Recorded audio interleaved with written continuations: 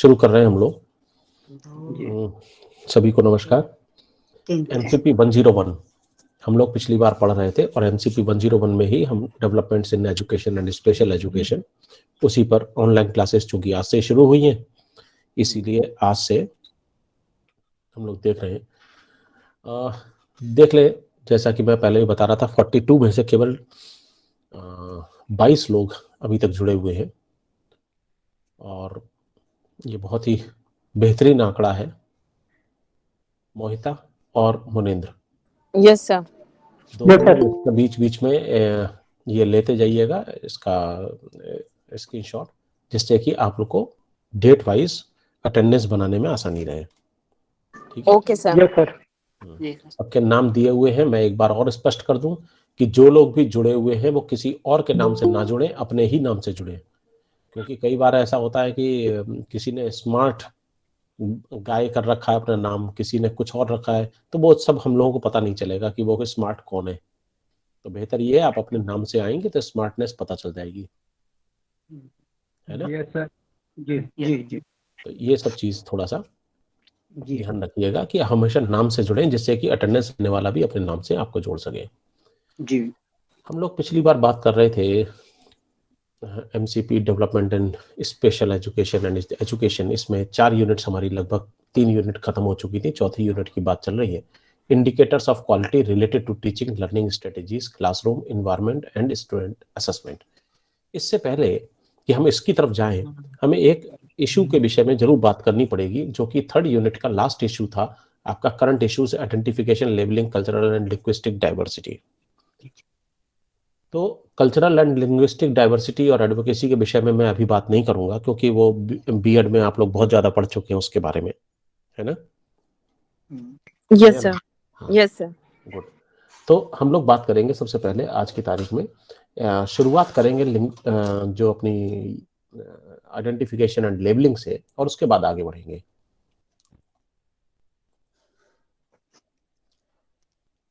ठीक है जी। Yes sir. Good. तो सबसे पहले ये जान लीजिए कि लेबलिंग का मतलब क्या।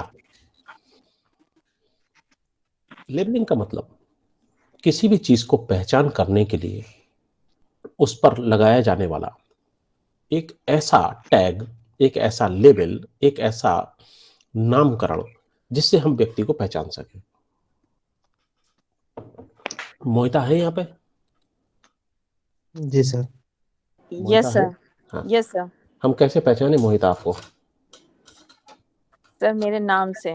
नाम से पहचान सकते हैं। गुड। विकास भगत भी दिख रहे हैं। जी सर फिजिकल अपीयरेंस से भी एक तरह से। अब ऑनलाइन है तो हम फिजिकल अपीयरेंस शायद ना देख पाए ना। हाँ यस सर, नाम से। तो हम नाम से पहचान लेंगे। अब हमें ये नहीं पता कि जो यह नाम मोहिता रावत दिखाई दे रहा है, इसके पीछे कौन है, हमें नहीं पता। यहाँ मुनेंद्र सिंह, स्मिता सिंह, संजय कुमार, बहुत सारे नाम दिखाई दे रहे हैं, लेकिन हमें यह नहीं पता इस नाम के पीछे कौन है। कहीं ऐसा तो नहीं है इसके पीछे कोई अक्षय कुमार हो, इसके पीछे कोई अमिताभ बच्चन हो, या कोई XYZ हो। हाँ, ये बात हम जरूर कह सकते हैं, इस नाम के पीछे छिपे हुए कई लोग हो सकते हैं। लेकिन हम अब 2 बातें करेंगे। पहली ये कि मोहिता रावत के पीछे, नाम के पीछे मोहिता रावत ही है, ये हमें पहचान करनी है। तो मोहिता, आपने वो ही है जिन्होंने एमएड में एडमिशन लिया है? Yes sir. एनरोलमेंट नंबर भी आपको दिया गया होगा। हाँ, वो एनरोलमेंट नंबर आपके पास है। भाई ताली बजा के स्वागत कीजिए, सिद्धार्थ कुमार जी हैं हमारे पास ऑनलाइन, जो भूले भटके कभी कभार आ जाते हैं, है ना सिद्धार्थ कुमार? सिद्धार्थ कुमार जी सर। आज बड़ी दिनों बाद याद आ गई। सर तबीयत खराब थी। नहीं, तबीयत तो खराब थी। एडमिशन जिस समय आपने लिया था मैंने आपको बता दिया था, वो नहीं चलेगा, है ना? सर आप कान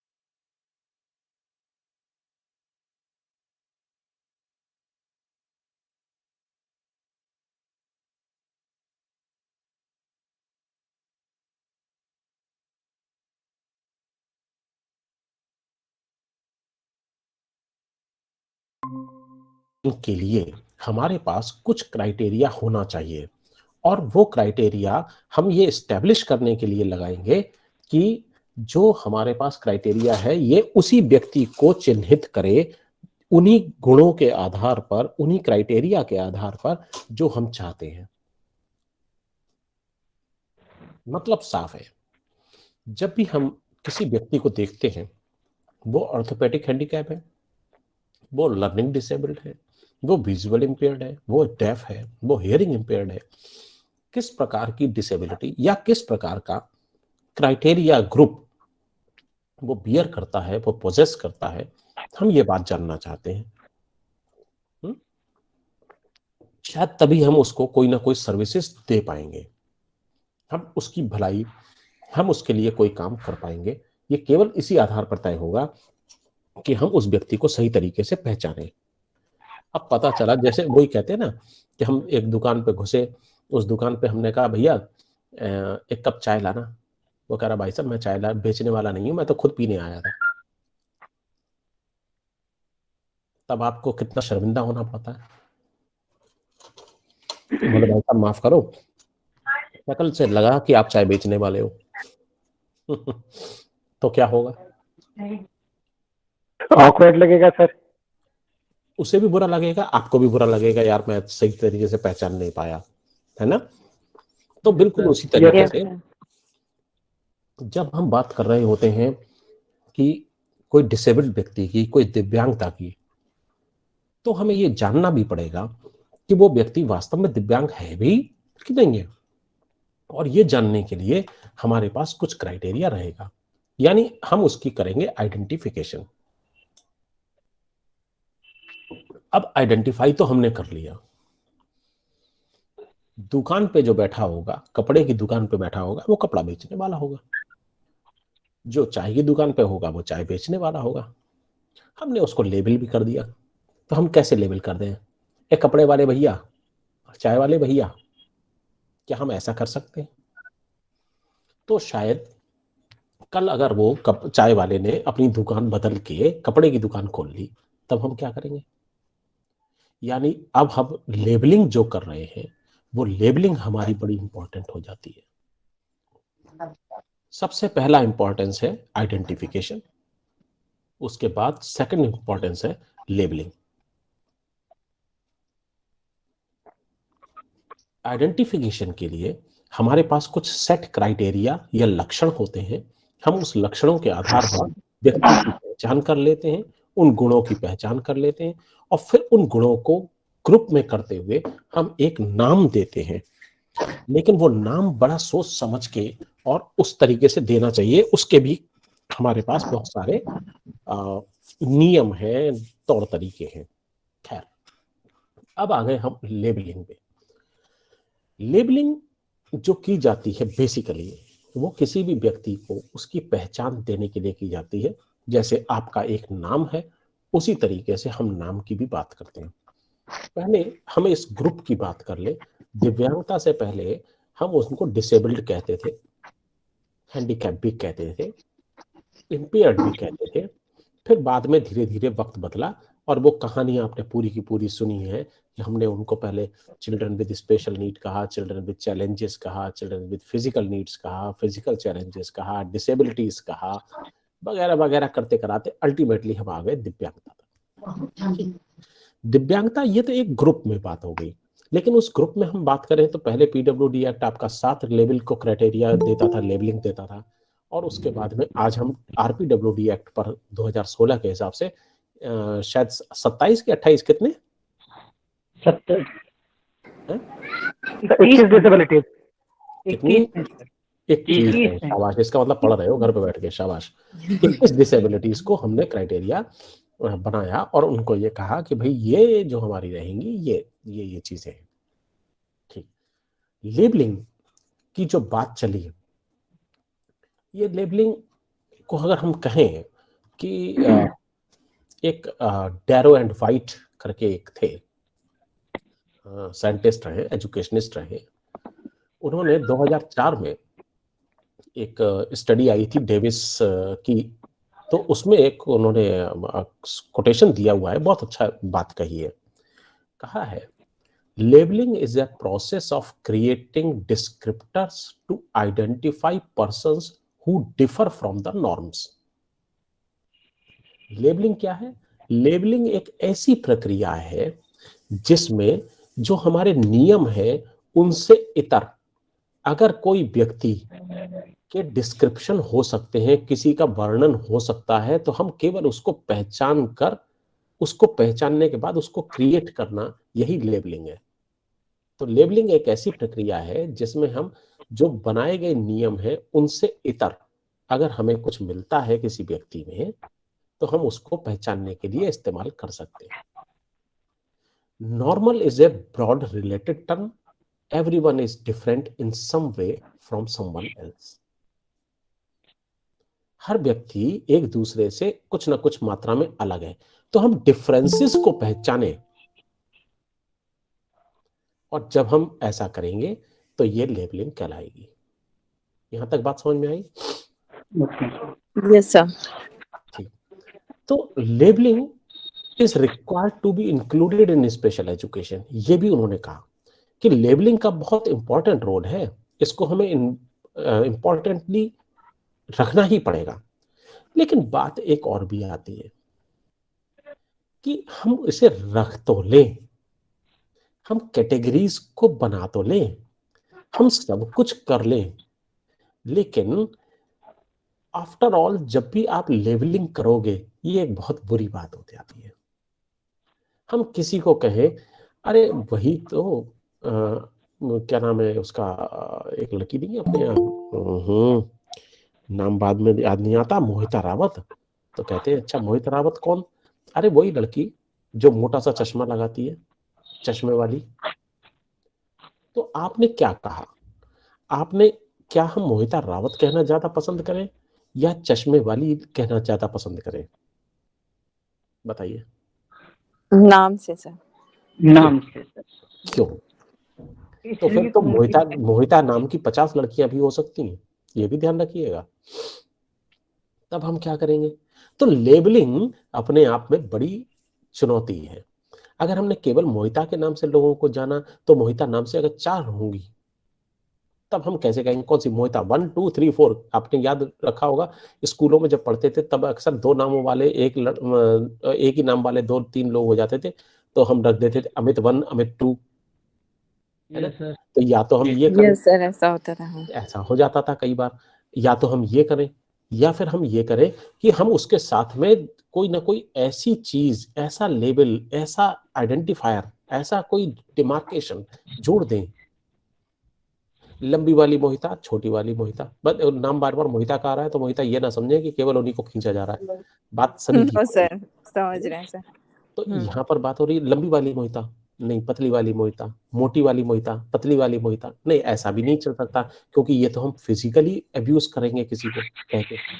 तो अल्टीमेटली अगर हम ऐसी कोई बात करते हैं तो शायद ये भी हमारे लिए एक बड़ा मुसीबत पैदा हो जाएगी कि हम बच्चों को क्या ये एक लेबलिंग करना गलत है? तो कहा गया there are some positive aspects to label a person और पर्सन्स डिसेबिलिटी। इसके पॉजिटिव भी चीजें हो सकती हैं। हमेशा हम उसको क्रिमिनल या कन्विक्ट की तरीके से इस्तेमाल नहीं कर सकते, हम उसकी पॉजिटिवनेस भी देखें।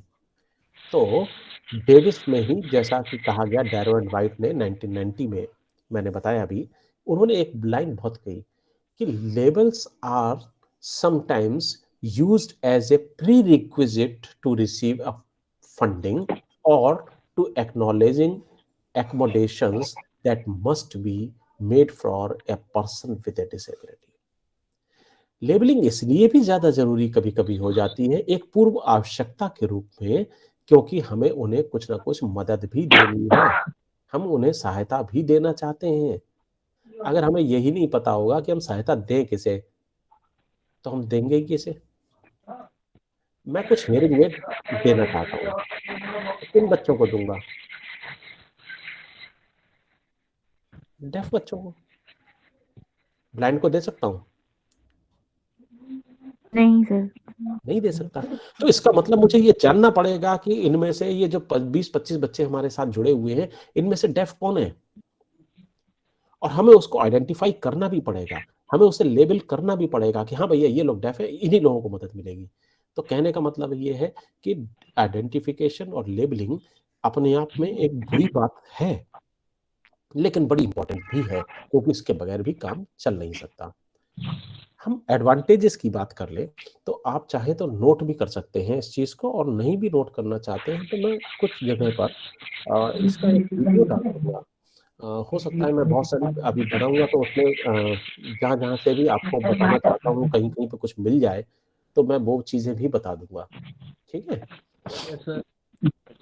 आप लोगों को पढ़ने के लिए भी उसमें मिल जाएगा, क्योंकि मेरे पास में क्या है कि उस तरीके से नोट्स तो नहीं है, लेकिन जहां जहां भी वेबसाइट से आपको मदद मिल सकती है मैं उसको भी एक वीडियो में जोड़ने की कोशिश करूंगा। जी जी सर, जी तो एडवांटेज क्या क्या हो सकते हैं लेबलिंग के? जब भी मैं बोल रहा हूं तो एक चीज को जरूर ध्यान रखिएगा कि आप लोगों में से ज्यादातर लोग वीडियोस अपना ऑफ कर लीजिए और अपने माइक ऑफ कर लीजिए। केवल एक व्यक्ति अपना माइक ऑन रखना, कोई सा भी, चाहे मोहिता रख लें, मुनेंद्र रख लें, या कोई भी XYZ, जो भी आप लोग चाहते हो कि एक आदमी बोले, उससे क्या है आवाज बहुत क्लियर रहेगी। खैर, तो Okay, हम लोग बात कर रहे थे कि लेबलिंग के एडवांटेजेस क्या हैं। तो लेबलिंग का एडवांटेज नंबर 1 है कि डिसेबिलिटी स्पॉटलाइट, मतलब डिसेबिलिटी को पहचानना, हमारा ये एक पहला मकसद है जिसके कारण से हम लेबल करते हैं कि भाई ये ब्लाइंड है, ये विजुअल इम्पेयर्ड है, ये ऑर्थोपेडिक हैंडीकैप है, ये है, ये है। हम डिसेबिलिटी को पहचानना चाहते हैं पब्लिक में, और पब्लिक में उसका आइडेंटिफिकेशन एक स्पॉटलाइट, हाईलाइट के तौर पे करना चाहते हैं, क्योंकि अगर हम ऐसा नहीं करेंगे तो उसके प्रति जो हम काम करना चाहते हैं हम उस ग्रुप को नहीं ढूंढ पाएंगे।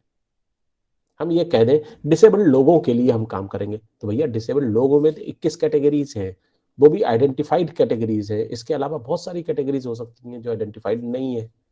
तब हम क्या करें, हम किसकी मदद करें? जैसा मैंने पहले भी कहा कि भाई मैं केवल और केवल एक हियरिंग एड देना चाहता हूं, तो मुझे ये जानना ही पड़ेगा कि उसमें से डेफ कौन है। मैं एक व्हील चेयर देना ही चाहता हूं, तो मुझे जानना ही होगा कि ऑर्थोपेडिक हैंडीकैप, वो भी वो वाला जो व्हील चेयर बाउंड हो सकता हो। तो मुझे ये आइडेंटिफिकेशन बेसिकली प्रॉब्लम को हाईलाइट करने के लिए भी जरूरत पड़ती है। दूसरी बात है, लेबलिंग में make a majority without disability more tolerant to the minority with disabilities.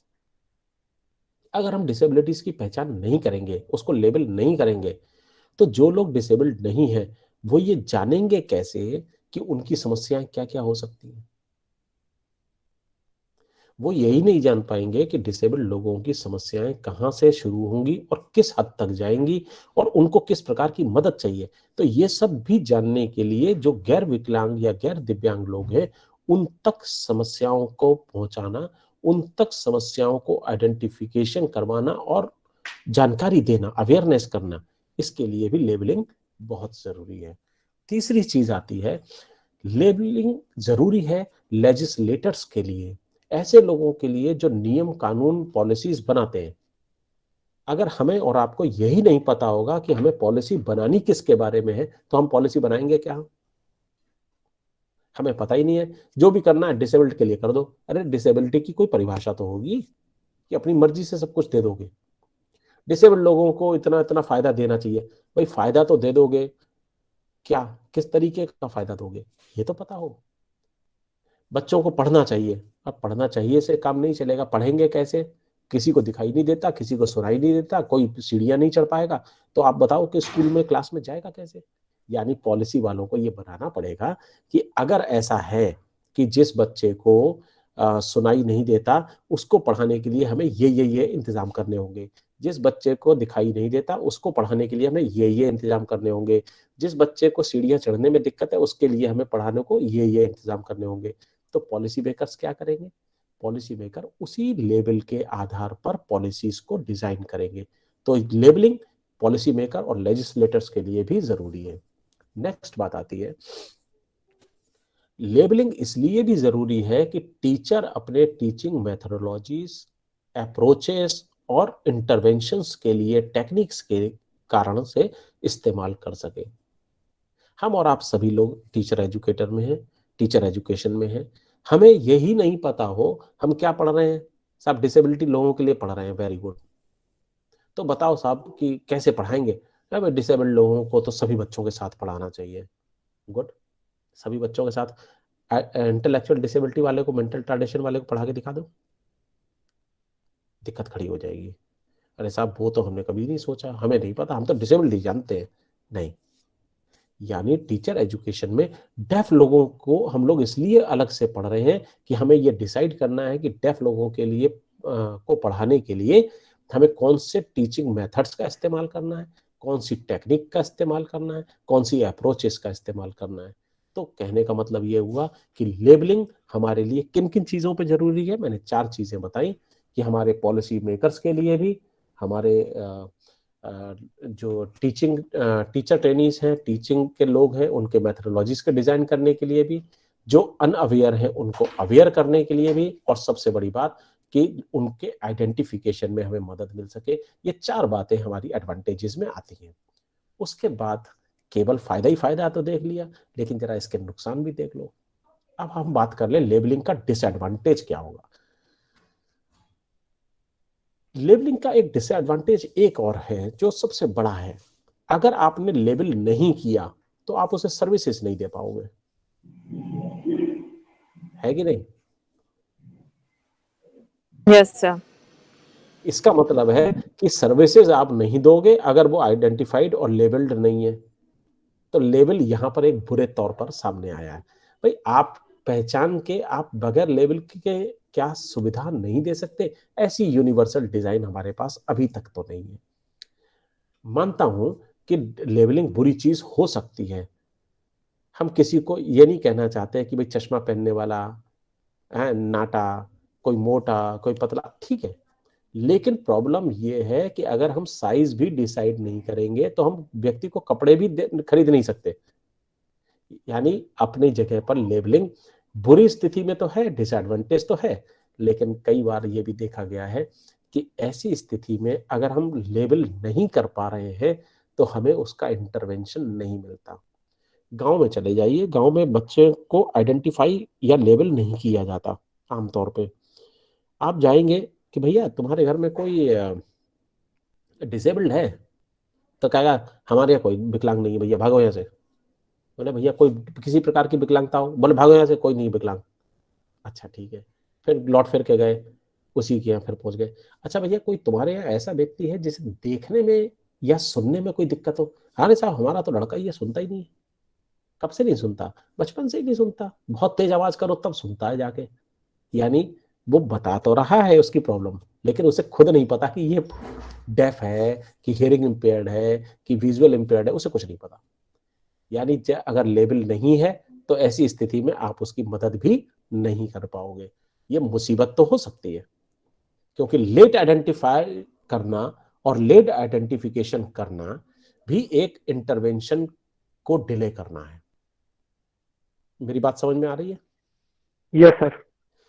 तो दूसरी चीज यस है, सर। दूसरा डिसएडवांटेज है, लेवल किसी भी व्यक्ति की इंपेयरमेंट को, स्थिति को हाईलाइट करता है। ऐसी स्थिति में लोग बच्चे को तो कम देखते हैं, उसकी पॉजिटिवनेस को कम देखते हैं, लेकिन उसकी कमियों को ज्यादा देखते हैं। जैसे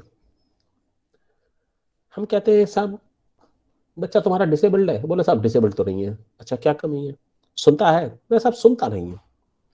यानी उसने बच्चे के ऊपर ध्यान नहीं दिया, वो उसने दिया बच्चे के सुनने के ऊपर ध्यान।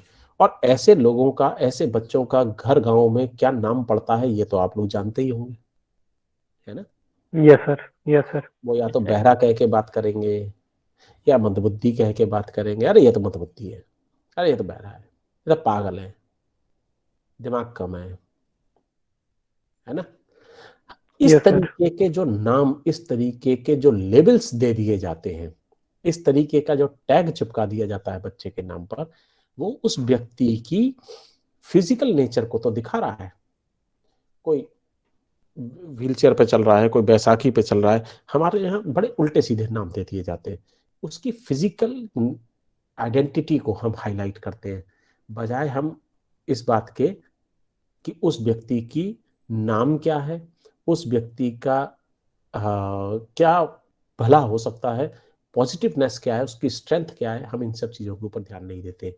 तो लेवल अक्सर नेगेटिव फॉर्म में उसकी इम्पेयरमेंट और फिजिकल एक्टिविटीज को ध्यान में रखते हुए बनाए जाते हैं और दिए जाते हैं, जो कि सही नहीं है। तीसरी बात आती है, अगर एक व्यक्ति को या बच्चे को ब्लेम कर दिया, सॉरी लेबल कर दिया गया है, तो कायदे से वो अपने माँ बाप के कंधों पर एक भार की तरीके से, एक दाग की तरीके से, एक बोझ की तरीके से, एक शर्म का प्रतीक बन जाता है। जैसे आप गए किसी जगह पे, पूछा भाई रामलाल साहब ये कहाँ रहते हैं? बोले कौन रामलाल? बोले अरे यार वो जो जिनका लड़का पागल है। हाँ तो बता देगा वो तुम्हें घर फलाना। बोले अच्छा रामलाल को ढूंढ रहे हो? वही जिनका लड़का वो है, चश्मा लगाता है, बड़ा मोटा सा, दिखाई नहीं देता उसे। हाँ हाँ वही। तो इसका मतलब है रामलाल की अपनी पहचान खत्म हो गई। उस बच्चे की संदीप नाम हो गया या कोई और नाम हो गया, मोहिता ही नाम हो गया, तो वो पहचान खत्म हो गई। लेकिन पहचान क्या बनी कि उसके माँ बाप के ऊपर वो एक दाग की तरीके से आइडेंटिफाई हो रहा है, वैसे ही उसको शो किया जा रहा है। तो लेबलिंग अपने आप में गिल्टी या ब्लेम के रूप में भी माँ बाप के लिए साबित हो सकती है। और सबसे आखिरी बात यह है कि बच्चे की एक्सपेक्टेशंस को हम बहुत ही लिमिट कर दे रहे हैं। ऐसे लेवल से हम ये मान के चलते हैं कि हमने जो लेवल दिया है बच्चे को, वो एक बहुत ही कहना चाहिए कि हम उम्मीद करते हैं कि यार ये तो काम नहीं कर पाएगा, क्या करेगा बेचारा, बेचारा वाला जो भाव है वो हमने वहां पर दे दिया। तो लेबलिंग अपने आप में अच्छी है या बुरी, ये आप लोग तय कर लो। मैंने आपको दोनों बातें बता दी, उसका एडवांटेज भी बता दिया, उसका डिसएडवांटेज भी बता दिया। मैंने आपको ये भी बताया कि लेबलिंग क्यों जरूरी है, और ये भी बताया कि लेबलिंग क्यों जरूरी नहीं होनी चाहिए। 100 बातें हो सकती हैं, लेकिन एक लाइन जो मैं अक्सर बोलता हूं, आप लोग चाहें तो नोट भी कर लो, कि labelling is an necessary evil. ये एक बहुत ही नेसेसरी टाइप का इविल है, नेसेसरी इविल है ये।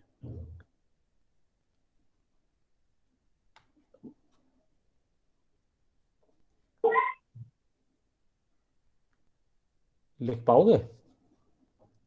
Yes sir. Yes sir. Necessary evil यानी एक ऐसा शैतान जो कि जरूरी है। आपको कोई वो दिखाई दे रहा है व्हाइट बोर्ड सा? इस पे मैं शेयर कर रहा था। यस सर, नोटिफिकेशन आया था।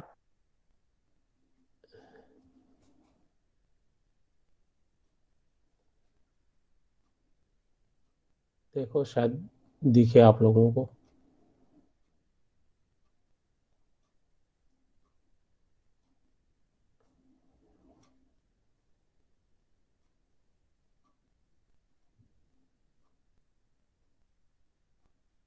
देखो दिखा। यस सर, आ गया, दिख रहा है। यस दिख सर। रहा है। ठीक है, मैं इस दिख पर रहा है, लिख यस देता सर। हूँ कि मैं इस पर लिख देता हूँ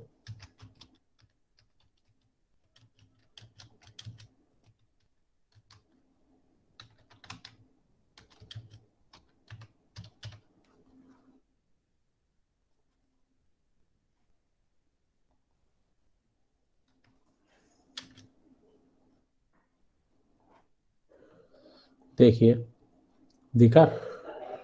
यस सर, दिख रहा है। तो मैंने इस तरीके से लिख दिया है कि नेसेसरी इविल है ये ध्यान रखिएगा। यहां पर जो नेसेसरी इविल का मतलब जैसे भी हम बात करते हैं, ये नेसेसरी है ना। नेसेसरी और इविल दोनों है। तो इविल का मतलब यस शैतान और नेसेसरी का मतलब आवश्यक। शैतान कभी भी आवश्यक नहीं होता। Yes sir, contradictory. ये कॉन्ट्राडिक्टरी चीज है। शैतान आवश्यक नहीं है, लेकिन क्या करें, ये लेबलिंग है। लेबलिंग एक ऐसा शैतान है जो आवश्यक भी है तो गलत चीज, लेकिन क्या करें, मजबूरी है। ये हमारा जरूरी भी है। तो नेसेसरी इविल की जहां हम बात कर रहे हैं, वो इसीलिए कर रहे हैं। इस लाइन को याद रखिएगा, तो आप लोगों को बहुत सारी मदद मिल जाएगी। ठीक है, मैंने इसीलिए इसको टाइप यस कर सर। दिया कि आपको स्पेलिंग किसी को गलत ना होने पाए। मुझे नहीं पता कि नेसेसरी की स्पेलिंग ठीक है कि नहीं, देख लेना भाई। डबल सी होगा क्या? नहीं सर, सही है। ठीक है, तो बस बढ़िया ही है। थोड़ी बहुत आती है अंग्रेजी तो देख लेना।